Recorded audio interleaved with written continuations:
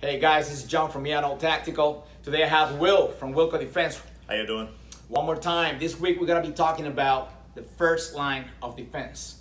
Will, what's the first line of defense? You know, first line of defense is very important, and the reason we're talking about that today is because we want people to realize, as far as citizens and everything, that you are your first line of defense. It is not the police, it's not the first responders and everything that can show up after the situation happens. You yourself are the ones that are the most important part of your first line. So the community, basically, someone exercising the Second Amendment right. That could be the difference. That could mean the difference between you becoming a victim or you being able to defend yourself or others during different situations. Absolutely. I was looking into the data, and there's anywhere from 500,000 to 2 million incidents a year in the United States. This is nationwide, where gun owners have been using and exercising their rights to defend themselves and defend others. Well, of course, this is something that the media is not going to showcase. The media spends too much time on talking about the bad and negative things that come with having a firearm. All they're going to talk about is the victims themselves, as far as an active shooter situation, how it happened. But they don't talk about the situations where an armed citizen, such as ourselves, can stop an incident and prevent other things from happening. I'm going to show you this video, Will, and talk about it afterwards. Check this out, guys.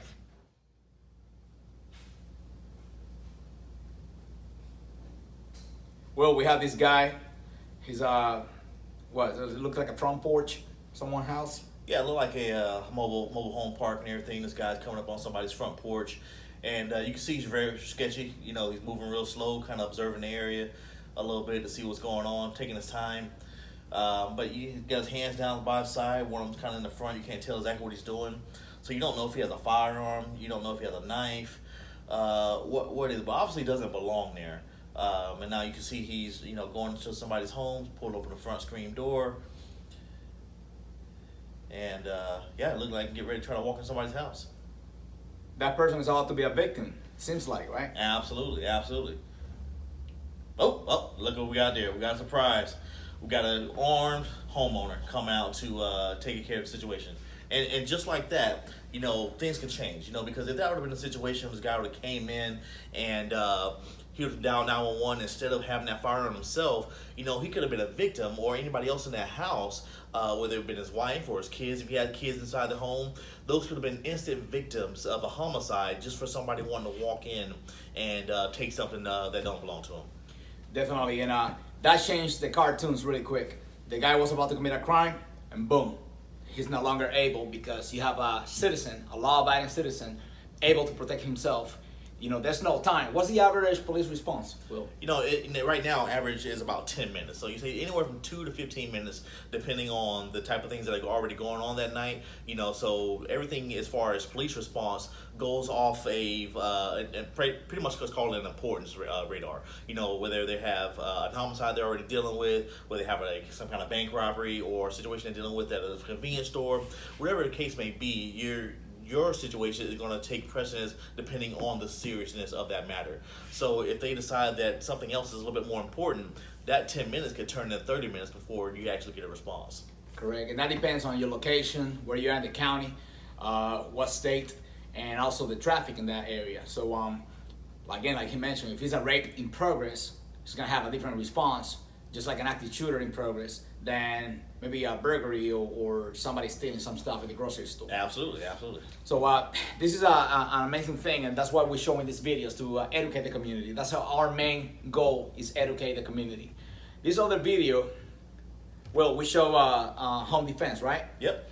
This other video in Oklahoma, check this out. A gunman at a popular Oklahoma City restaurant. 2 people, including a 12-year-old girl, were shot at Louis Grill and Bar last night. 2 others were hurt. Police say the suspect was killed in the parking lot. David Begno is outside the restaurant in Oklahoma City. David, good morning. Good morning. Police tell us the gunman is between 18 and 20 years old and was wearing earmuffs and safety goggles. The scary thing about that is when a situation like this happens, kids can be involved, elderly people can be involved, we don't know who's going to be involved in a situation like that. So the fact that we have somebody as a citizen, an armed citizen, that was there to defuse the situation by taking down the gunman, he saved a lot more lives at that time. Something I want to talk about that too is a lot of people on the media don't like to push this out, right? They just focus, like Will was talking about earlier, they just focus on, hey, this is the bad. I was looking into some numbers the NRA posted on their website not too long ago. They were comparing the incidents where a rifle was involved and also a blunt object like hammer, knife, or any kind of instrument like that. And they're pretty much the same number. They're in the 400s. The media push, hey, we need to ban rifles. And they don't even define the rifle the way it's supposed to be. They refer to rifle as an assault weapon, assault rifle, this and that. The media push this agenda trying to prevent and eliminate the Second Amendment rights. Incidents where knife, hammer, or any blunt instrument was used to cause any damage. Absolutely.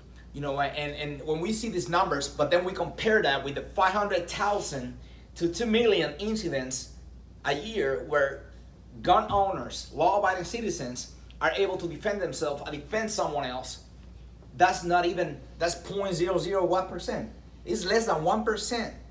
When you compare the bad guys using rifles against the community, and when you compare the good guys defending themselves in the entire, United States. So when you look at these numbers, the media don't want to talk about this. Oh, absolutely not.